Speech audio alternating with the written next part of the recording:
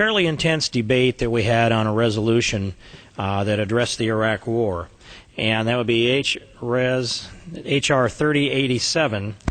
And this is a piece of legislation that came out of our, seems like a weekly effort. Excuse me, Madam Speaker. That comes out of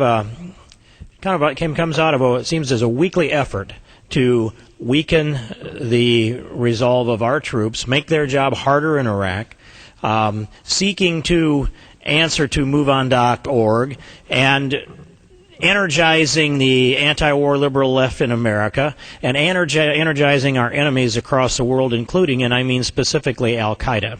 Madam Speaker, many times I've come to the floor and spoken to this issue and reminded Americans that we are at war. And when a nation is successful in a difficult war, they pull together and bind together in the same will. There was an address made here on the floor talking about World War I, World War II, and other conflicts that we've been in, as well as the Iraq War that we're in right now. I would take us back to World War II as the central example of the time when a nation pulled together. And there were rations here in the United States. Most everybody found a way to contribute to the war effort. My father went to the South Pacific for 2.5 years. My mother tied parachutes in a parachute factory. The unemployment rate was down to 1.2%, and as far as I know, that's the lowest unemployment rate that this country has had. And that was at the same time that many of the women went to work that traditionally had not.